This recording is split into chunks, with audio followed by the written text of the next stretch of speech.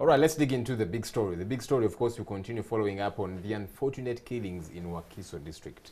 About 20 women so far have been killed.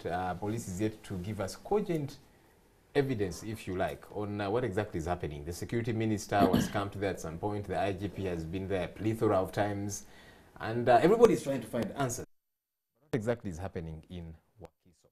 This morning we speak to legislators, and we know the other day Parliament decided, no, let's first put a halt to the sittings. Why? Because we want to hear from the state. We want to hear from the Minister for Security. We want to hear from the Minister for Internal Affairs. What's happening in Wakiso? That's yet to happen. So the legislators we have with us, the Honorable Peter Sematimba. Peter, there you are. He's the Member of Parliament for Busiro South, which is within Wakiso. Good morning. Good morning. How are you? Very well, thank you. I'm blessed, and I'm excited to be here because the last time I saw you in this program, I told you, I predicted, you prophesied. I'll be back here as Honorable Sematimba, so it's a pleasure to be back. We are glad to have you as Honorable Peter Sematimba. We'll be asking you to prophesy about a couple of other things, considering your prophecies are true, unlike some other people. Anyway, we also have with us the Honorable Sempala Chigozi. He's a Member of Parliament for Makindye. Sabagabo. Good morning, Honorable. Morning, how are you? Maybe you should also add Sempala Chigozi Manuel Sajjaliabene. Yeah, he loves that name. Sempala Chigozi Emmanuel Sajjaliabene. I might not love it, but my constituents love it. Hey. What exactly does it mean for our viewers? I'm a subject of the king. Okay. Yeah, and so are you, Peter? Yeah. Of course. Then Makindye Sabago is also a municipality, and it would be good that you actually, because Makindye Sabago previously was a sub-county, now it's a municipality, and I think that status should also be clear. There you are. You have begun to move. You're about to achieve middle income status. No. We are about to go into city status. Yeah. We are pursuing middle income status aggressively. And you think we shall achieve it by 2020 as promised? Well, we're certainly going for. We're gunning for it. We're gunning for it. Yeah, going for it. Going for it and achieving it is different. Yeah, but for as long as you're gunning for anything, you know me. I'm an optimistic guy about everything in life. The idea is to be focused on a goal and pursue it with all that you got. Chances are you'll make it. Might not make it exactly on schedule. You might make it a little after the schedule or even before. The bottom line is go for it. I think but you see, Peter, and well, it's okay to digress a little before we get into this. You see, I have watched you, and the reason you have hit all the milestones that you have is one, because I think, you will tell us why, I think you've set very realistic goals, and you have gone for them. This middle income status dream, one, I don't know if it's realistic for us, maybe it is. But look, are we doing what, the things that you did to make sure that your personal dreams come to pass? I don't know that we are doing them. Because when you look at our GDP per capita now, and when you look at what's required for us to be middle income status, let me respond it's going to take that. miracles. Let me respond to that. First of all, no, what you refer to as realistic goals in my life, actually were considered unrealistic by most of my friends. I tend to set goals that are higher than the norm because I hate mediocrity. I don't want to be normal. I've never considered myself to be a normal person. I don't want to be normal. I don't want to try to be normal. I want to be above normal. So I've always pursued things that are above normal. Do you think we're operating above normal for us to hit that middle income status? That's where, by the way, they catch. I think we're moving in the right direction. I think the country is moving in the right direction. We're doing things in this country that have never been done before. Is that so? We've created an infrastructure that has never existed in this country. An infrastructure that helped us work before. We have more roads than ever, more communication than ever. Government is investing in the word more should be obvious. There's more this, more the other, but no, you cannot take it for granted because there are countries that are going backwards. Do you agree? Yes. You know, it's interesting. When he backwards. says that we're on the road, that is okay. We have no problem. Of course, we want to be there. But then, if you are going to Nairobi and you're going on foot, it's different than when you are going by train or by bus or by airplane. And whereas we would like to reach the middle income status, I think we are working on foot. There you are. So we are on track, like we're saying, but you're saying we are on track, but on foot. On foot. And that's what he's saying. And I'm saying we're on track, and we're moving very well. This country is moving very, very well. Yeah, when you look at the rate of growth, it was 3.5 according to Bank of Uganda. Exactly. That's bad. And no. You see, These figures cannot be looked at alone. You've got to look at these figures in context to the growth of other countries in the whole world based on the economic situation that this world has gone through. Last year we grew by 4-point-something%. We are in the top 10% growing nations in the whole world. In the whole world. At 3 point, it was actually 3.5% according to Bank of the Uganda. European nations, the European nations, the Americas have all been growing by less than 3%. But you see, that 3% is huge. Anyway, I should also, gentlemen, I can clearly see you have a grip of these things. One of these days I'll host you and we talk matters economy. All right. But it will be a good thing because you have experience, you're both businessmen. Just 1 minute. Pessimism, when we is talk a bad about disease. growth, and it is something that is very disturbing in Uganda, we keep on talking about growth, but we're not talking about development. Because growth and development, they sort of move in the same direction, but they're different. For example, we can say that there is growth in the housing sector, but then there's no development in the housing. That's $1 million question, which we should answer. Look at your constituents. Gentlemen, permit me that I will call you here again. I hope you will come. I totally disagree with what I you hope say. you will come when I invite you for that. For today, let's focus on the Wakiso killing. I'm an economist. I will tell you exactly what is going on. And you're also a businessman. And I'm a businessman and a successful one. Am I unsuccessful? No. So I'd rather we talk about the facts and try to throw in another qualifications out there. Gentlemen, we have made a date that I will call you again and we shall talk matters economy. That way, zija kwabika, as the Baganda say. Yeah. Let's talk about the killings in Wakiso. Your constituency is within Wakiso. Yes, it is. And you have seen this happen, 20 women so far. Yes. What do you make of all this? Those acts are despicable. They're awful. They're terrible. Those acts are a shame. And they are very un-Ugandan. It is very sad. And we are looking forward to bringing this to an end. What's happened as a result of this is the people of Busiro South have come together, especially in Katabi, and we've started to work with the security organs of this country, and I give them credit for having showed up immediately when the thing started, the police and also the Ministry of Security, and we're galvanizing and banding together to try and fight this chitamuntu, as we call it over there. It's really, really sad, very, very sad. So some of the things that we've started doing as Busiro South in conjunction with the police, of course, is number one, surveillance of police in the area has gone up. We now have police officers on motorcycles doing their rounds all over, especially Katabi. We now have what we call Nyumba Kumi. It's a neighborhood watch system that we've put together as a people of Busiro South in conjunction with the police, where by every 10 houses in the neighborhood have taken on serious responsibility for their immediate security of their areas. And we continue to look out for these perpetrators who are cowards doing this cowardly, inhumane, un-Ugandan things. It's a shame, but we're moving forward, and we have hope that for as long as we, the members of public of Busiro South, work together with the security organs and police, we will eventually bring this thing to an end. But it's a big shame. It's very sad. Honorable, do you feel we are doing what it takes? Because we are yet to hear from police. You know, initially they said jilted lovers and so on, and then the story kept morphing and developing wings and legs. Do you think we are on top of this as a country? No, I don't think so. You know, it's interesting because you look at the way the police is handling this case, and you really wonder whether they're professional. In fact, it brings back memories of the past, where the police used to be very, very professional. I am an MP because of security. I was attacked several times, and then I realized that the problem was the leadership. So I moved in, and up to the point when I was elected MP, I was still the chairman LC2 of my area, and I did a lot. But I've worked with the police, and I'm very, very sure the police can handle this case if it is given the chance, if it is given the facilitation and the facilities, because they did it previously. But unfortunately, my thinking, and this is my thinking, that it should not be pegged to anybody, is that the police has been militarized.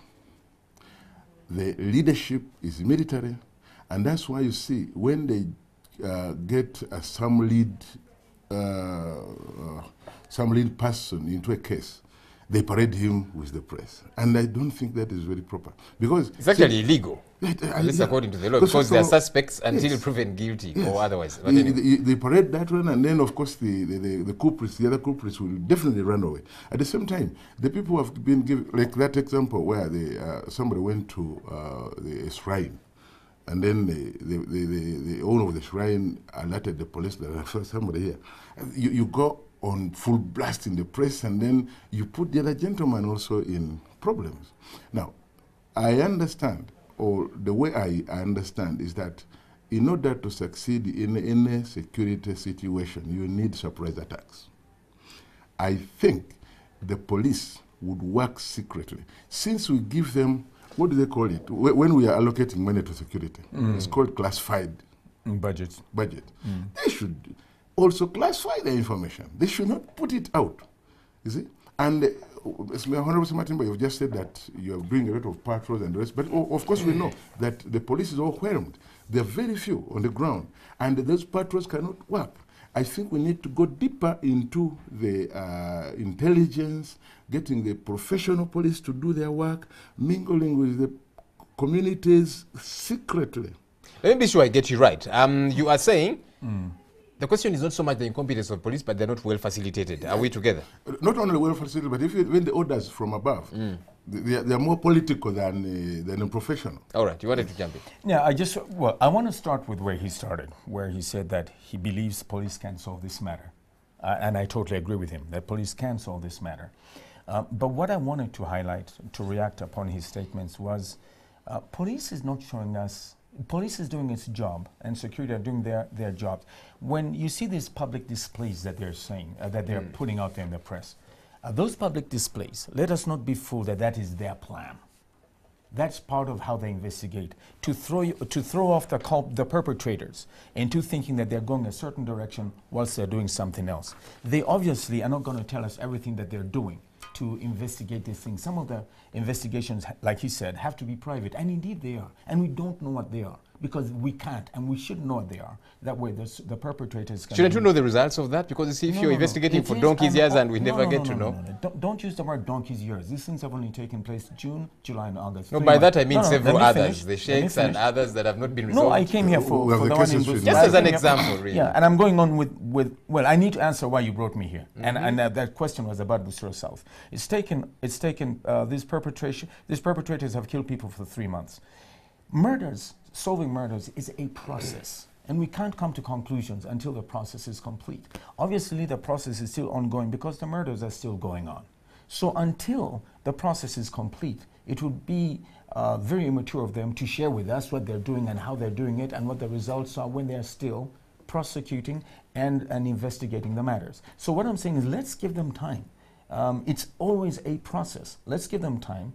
And like you said, I'm very confident too that they will solve it, but they need time. Mr. Matimba, when you say they need time, it's a process. And you see, it's important to bring in these other examples. They might not be tethered to this, but you see, they bring out the picture.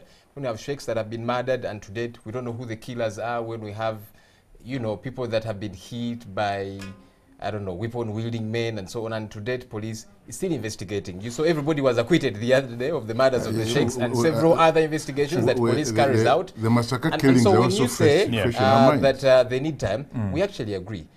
But how much time? And you see, where people are beginning to slowly but surely lose confidence is because they see many other incidents that have been unresolved, and they're thinking this is going to be another one of them. Well, that should worry you as their MP. Listen, anytime death is involved, any day before something is solved is a day too long. So I totally understand that. And we, the people of Busiro South, have a right to feel uneasy and disturbed and insecure. However, let's be encouraged by some of the good stories, that successes of the police force. For example, the Operation Wembley. I remember when people like myself and him, businessmen, every evening would go to our houses scared, thinking, okay, who am I going to find at the gate? And, because people being killed at the gates at very high frequencies. That was eventually solved.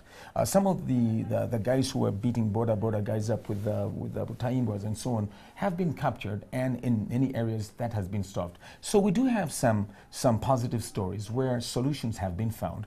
And I'd rather, instead of looking at the glass as being half empty, I'd rather look at it as half full, because to go through life, you've got to be optimistic. And let's look at those as encouragement that this too will be brought to an end, and a positive end at that. Honorable Sempala, you folks unanimously agreed that Parliament should come to a halt, so to speak, at least no sittings. Yes. Some people have thought, okay, you are probably trying to make a statement, but then what? How long a way does this go into remedying the situation? Yeah, what happens is that, when these things started happening, I understand a group of women actually went to the speaker and petitioned her and said something must be done. And the speaker actually instructed the ministries in charge of security to bring a report in Parliament. And I am very sure Parliament was recalled from recess specifically for that. Now, when we came in, there was no minister. When we came in, there was no report. And apparently it's very tricky. A ministry of security has 3 ministers. Internal Affairs has 3 ministers, I think. And all the 6, none can appear. And you think Parliament will just sit down and keep quiet? No, it can't. Now, the other thing is, what I talked about facilitating the police, well, let's look at other countries that have successfully handled police, security situations, and they're safe. You look at the police now and look at their payments. How much are they earning? Is it? Look at how they facilitate to go down deep into the areas. I have handled cases of this type.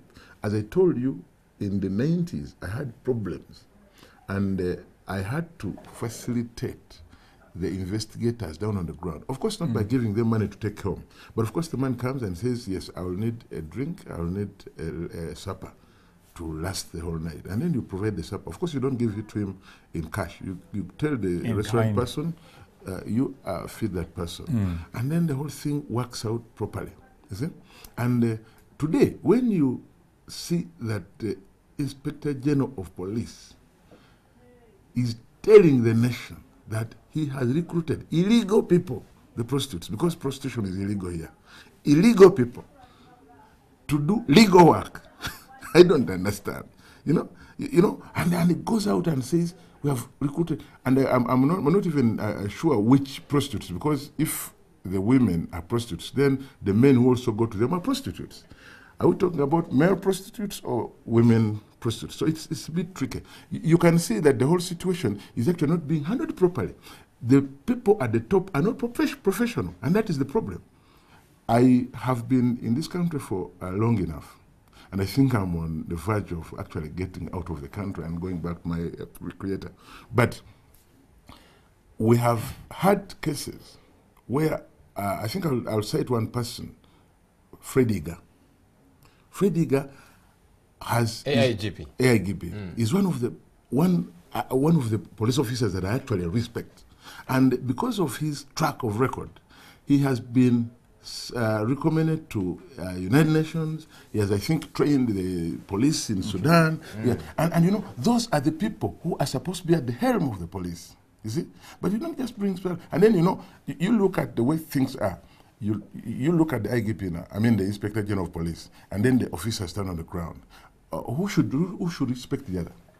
Do you see his point holding water? The methods of police. Yeah. The goodwill might be there, but you see, but the methods there. Okay, so let me talk now. What I was trying to build up is that the officers down the ground who have got the experience and who are really proven, they are demoralized. All right, go for it. All right, I think none of us here really knows how police works. It's so easy at a time where police is being challenged for us to take advantage of a challenge that exists, to then go ahead and say ugly things about them, make them look bad. But this is a situation that requires us to band together. This is a situation that requires both the public and the government to work together, use our strengths to get together and solve this problem.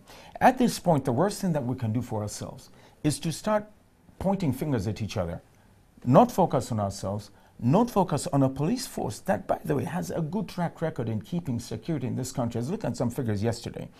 In South Africa, for example, and it has a record for this, there's 1,560 murders every month In the United States of America, it's roughly 1,320. In the UK, it's roughly 44 per month. In France, it's roughly 63 per month. Now, when you look at these figures... So we shouldn't ask questions when we have 20 murdered here. Here's the point. Here is the point. Please, don't play it down. That's all right. One death is one death too many. But I'm trying to show that instead of sitting here and making a lot of negative noise about our police force, which has happened to actually keep us in a nation whose statistics are nowhere close to those statistics, at this time when we need to band together to solve our problems, let's continue having faith in this police. That has worked well so far. Let us work with it. Yes, let's point out its mistakes to it in a manner that helps us build, but not in a manner that tears it down, and also not in a manner that is going to increase a sense of insecurity in the public. No. Where's your role in this, Honorable, as a citizen? Because yes, we might hound police, but you obviously live in a house of your own. But I'll tell you, for example, many folks that live, especially in the city, will live in a gate. There's different rentals. People don't know who their neighbors are. No, we don't anymore. They, live their lives as it goes. How do you expect then the police, 45,000 of them, about 48,000 now, they've increased them a little bit, to literally man the 40 million Ugandans? There's a role for you and I. I would like to respond to the statistics that Honorable has just given. You look at this, actually I was glad that you put South Africa first. I studied with some officers from South Africa. I was doing my master's at Macquarie, and then we were discussing a few things. At that point, in the late 90s, there were a lot of strikes in Macquarie. And the students would come up with sticks, leaves, and they were demonstrating. Then the man called me and said, "Excuse me, Manuel, what is the problem? What are these people doing?" I said, "They're demonstrating." "But how do they demonstrate with the sticks, leaves, against guns? Why don't they go grab the guns and then they shoot each other?"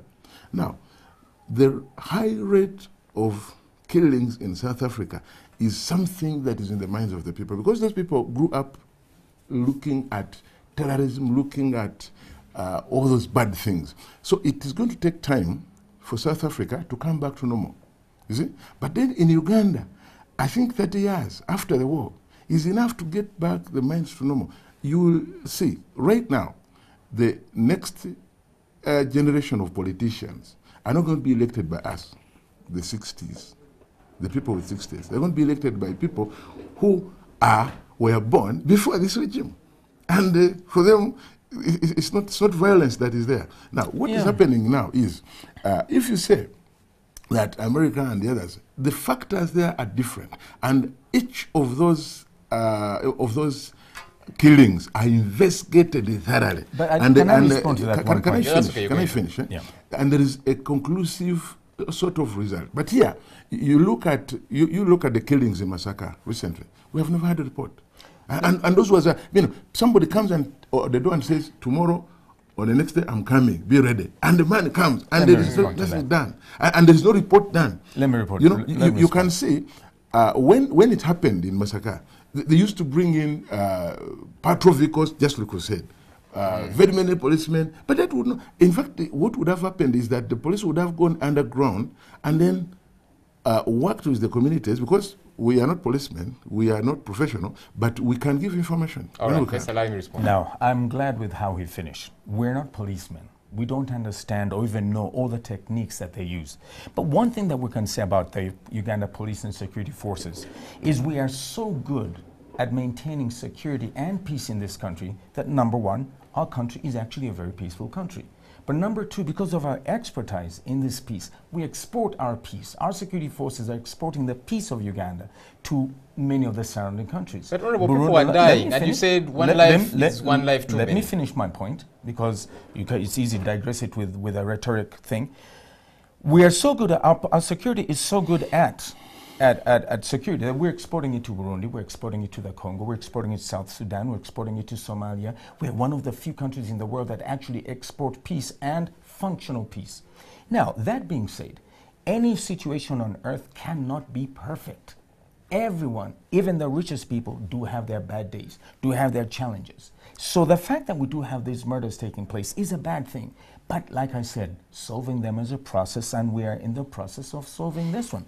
Not all of them have been solved. Not all of them have been solved. And that's why people doubt when you say we are in the process of solving this one, because like you said, not many have been. Here is my point. Not all of them. It means some of them have been solved. So for us to just focus on the ones which have not been solved and refuse to give credit to those that have been solved and use those as a reason to be patient and hopeful is poor leadership.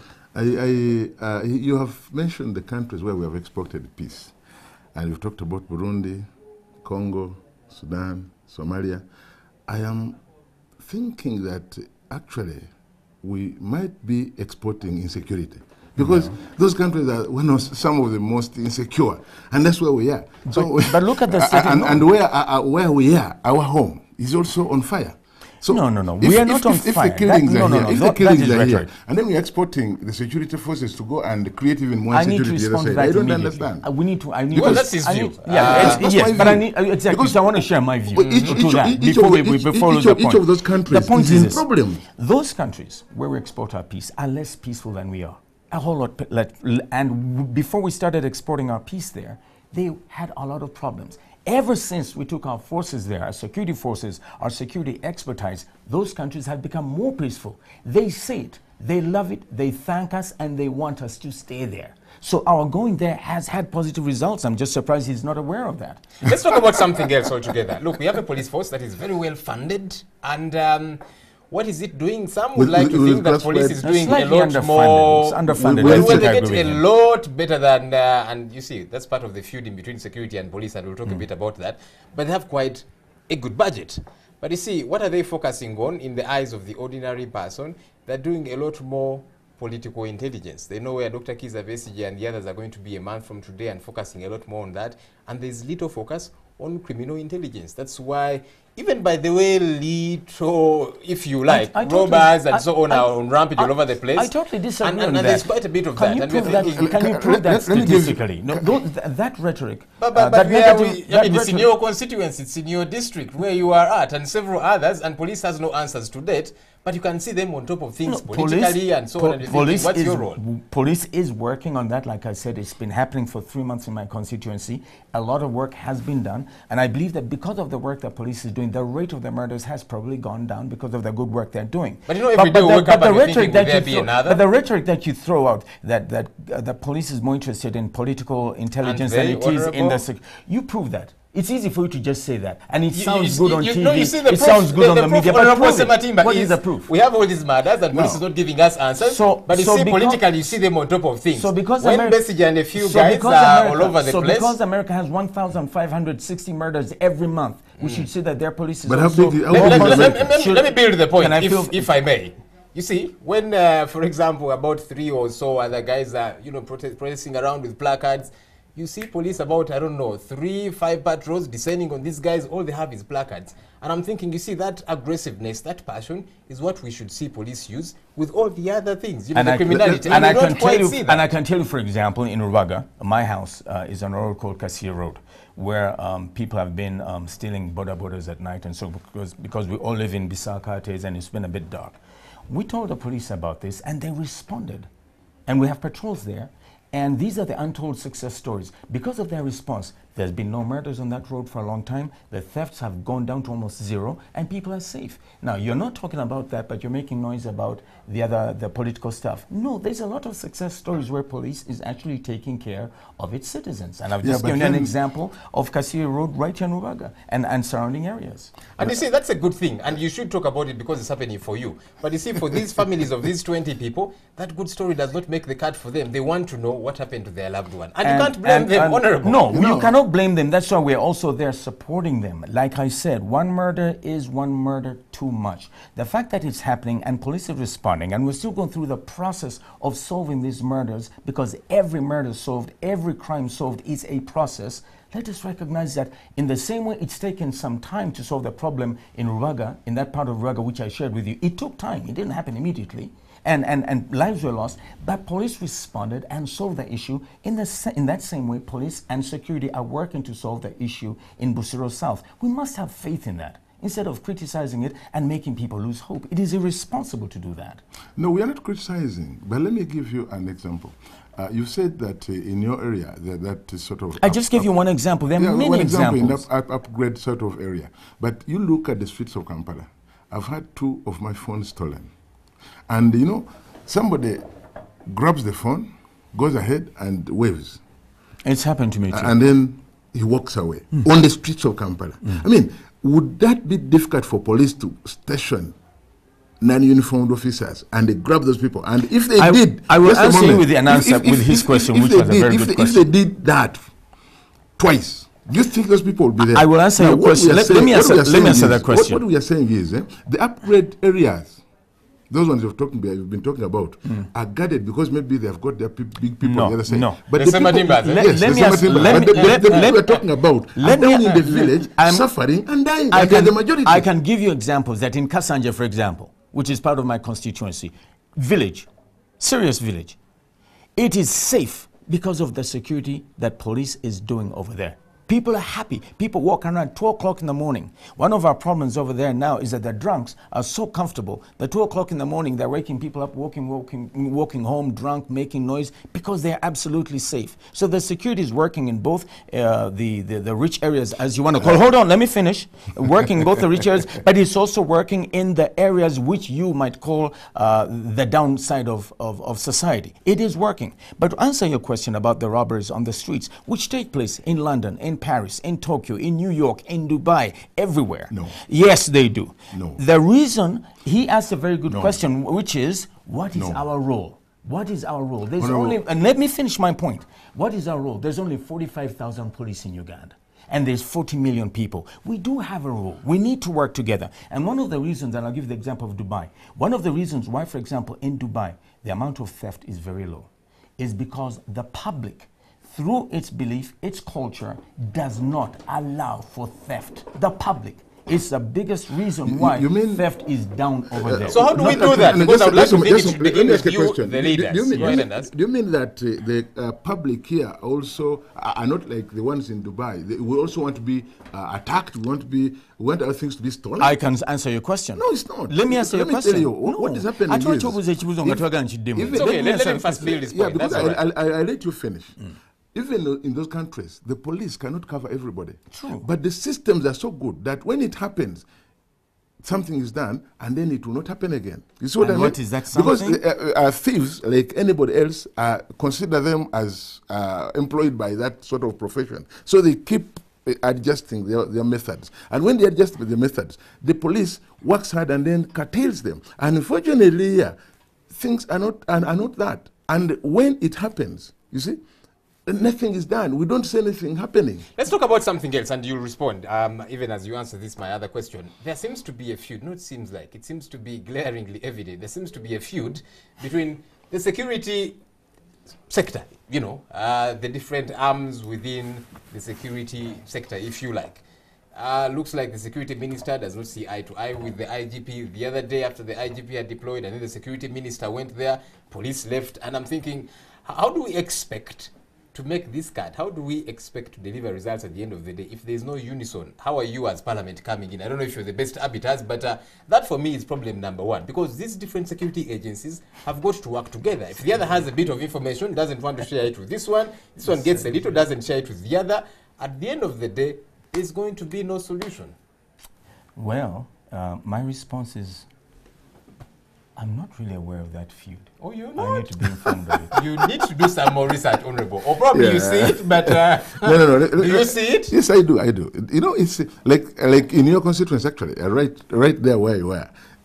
One of the ministers went the previous day, castigated the IGP. Then that very night, the IGP went and they also, you know, that type of fighting in front of everybody is actually bad. But I will tell you one thing. I think this classified expenditure is the problem. Money is not being allocated where it is supposed to be. People are fighting for the money to control a few things, and I think that is it. And let me tell you one other thing. Until we have independence of all organs of government and arms of government, We can never have that. Because right now, what's happening is that the police is controlled by the president. Parliament, because of the structure there, is controlled by the president.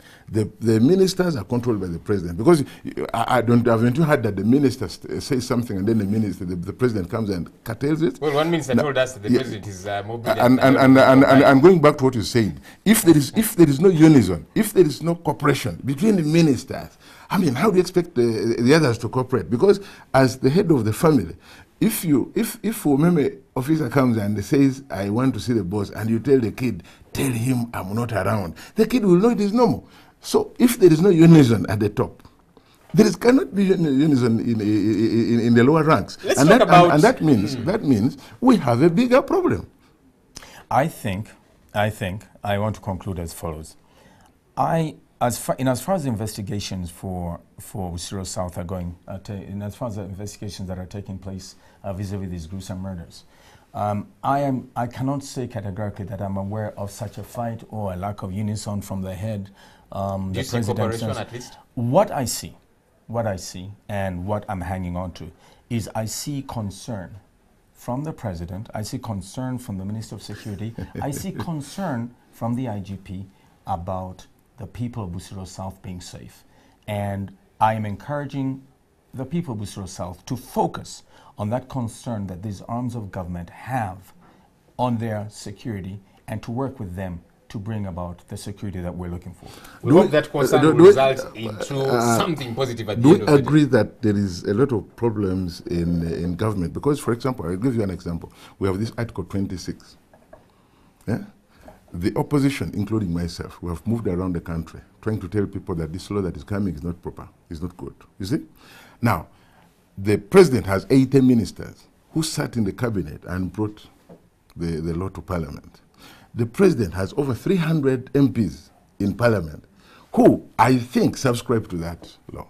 But they have not come out. And now the president is alone. He has decided to go all over the country. Is that cooperation in government? Well, let's talk a bit about something else. Crime preventers. During election time, the IGP told us that there's about 11 million crime preventers.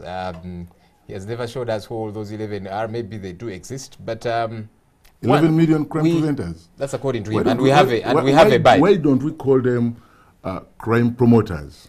Well, there you are. Some people have actually called them that. But yes. You see, my question is twofold. That if we have so many crime preventers out there, why aren't they delivering? But two, and to tether it to what he is saying, some people feel these guys have actually become crime promoters, that we skilled them, equipped them with skills, and they're out there. The president said, look, we shall try and do a few things for you, get you into circles, give you some money and so on. That has not happened. And these are guys with skills. Some of them have weapons, we understand. And who knows? This could explain what's happening. Who knows? Not that that's it. There you are. And maybe before I answer, that force is illegal. Completely illegal. Go ahead, Honorable. It's not in the law. It's not in the Constitution. I think my response to that is one of the negative aspects of politics is that people feel the need, people that are on opposing sides of a line, political center, so to speak, feel the need to make every effort by the other side look like an effort from the devil himself.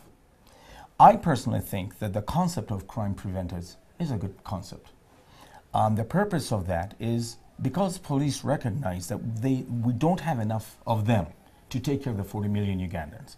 There is a need to work with the people within the areas that know the problems in the areas, that know the local issues in the areas, that know the local people, the people, the tendencies to do this and that. In essence, to literally give police eyes and ears on the ground. That is the concept behind crime preventers, and I think it's a worthwhile concept. Which is okay. Now, you don't believe in it? You're saying it's illegal? I have no problem. I'll give you an example. When judiciary was overwhelmed with some of these small cases, they made the LC system legal, clearly legal, so that when a chairman LC1 decides on a case and writes this case, of course under guidance, LC2 takes it up if there is an appeal. LC3 takes it up, and from there it goes to the judiciary. It goes through the courts. That's normal. Now, what we would expect is that if the crime promoters. You know, is it preventers? I know. You know, I'm biased to that. You need to get a job, Mukatemba. Just a moment. They should put it. They bring it to Parliament. They bring a law, and then we get them into the legal system of the country. Number two, we pay them. Otherwise, if you use somebody, but we're not paying police well enough already. So if we got our budget, I mean, if our expense that's budget, another problem. If you're not paying the police well enough, and you're adding there other people who are not even very well trained, and you give them guns, what do you expect them to do? They will steal. Let me respond to in that. In fact, the government is actually exacerbating this whole problem of security. Let me respond to that. In every system in the world, any system that is overwhelmed with responsibilities, the smart thing to do is to find a way of easing that pressure without necessarily increasing your expenses, if it is possible. We do that in business. He's a businessman. He knows that very well. Now, the purpose of crime preventers, like I said, is to give police and the security system ears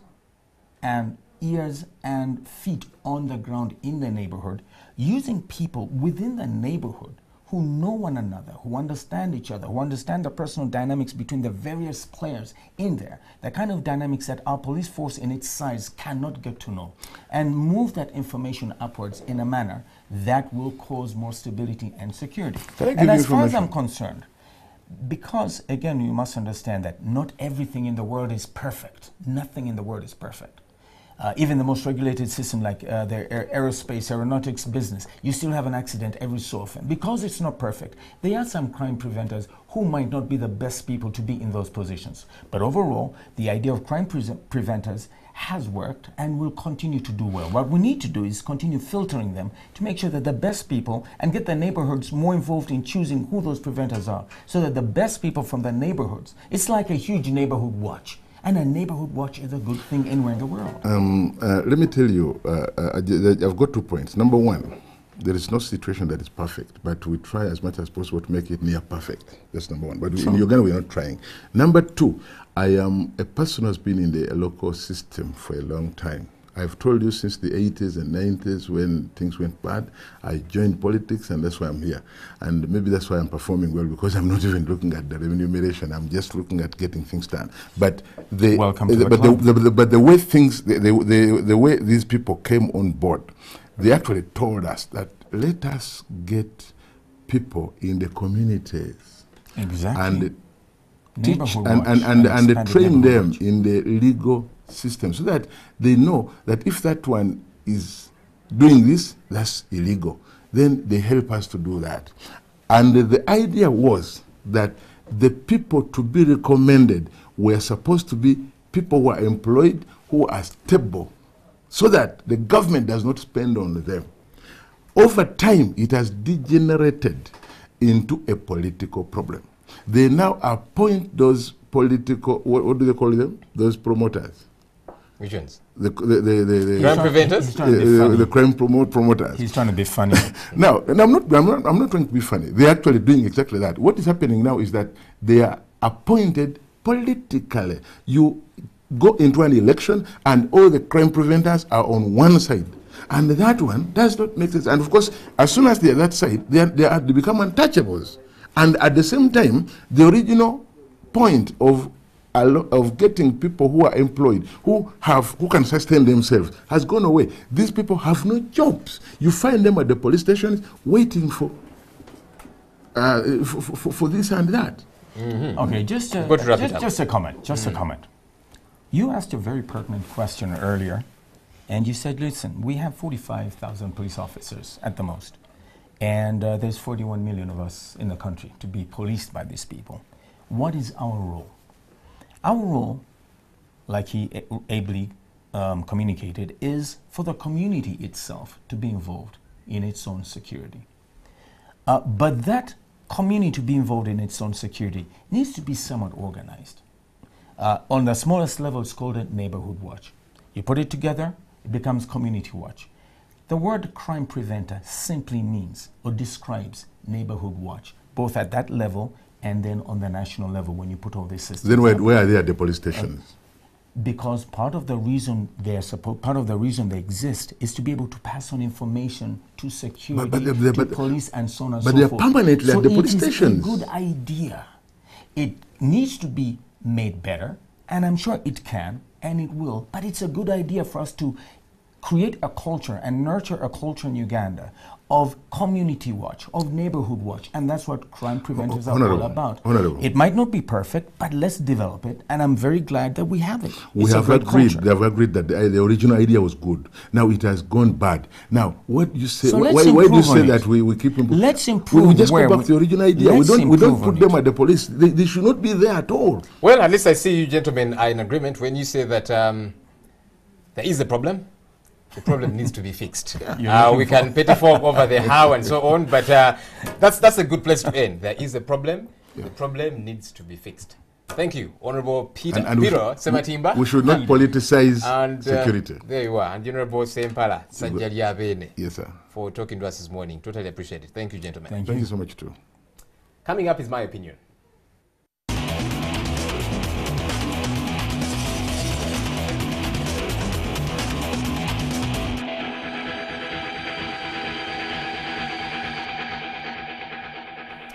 "20 women have been gruesomely murdered, killed in Wakiso district. This is wrong. This is unacceptable. It is un-Ugandan, like somebody did say. It should not be happening. Look, as a citizen, I do not have any experience, any expertise in as far as investigations are concerned. And so I'm looking to the police who are saying they are on top of this to provide answers. For heaven's sake, there's been too many murders and to date they are totally unresolved. Why? Because police is not providing the answers. We hope that police can literally be on top of this, as they said, because there's 20 families that are looking to hear what happened to their loved ones. They have to have a ceiling of this whole situation and to know how to go forward. That's important. But look, at the end of the day, you and I are in this. We have got under 50,000 police officers in this country. We are 40 million. Can we be on the lookout? Because if everybody is going to look for police and they are that few and they don't have answers for literally everybody, what happens? Know who your neighbor is, be on the lookout, be vigilant. That's important. Because at the end of the day, when your family member becomes victim, they are gone. And it is a sad thing for that to happen. That's a big story for today. Thank you for joining us. My name is Joel Senyonyi. Good morning.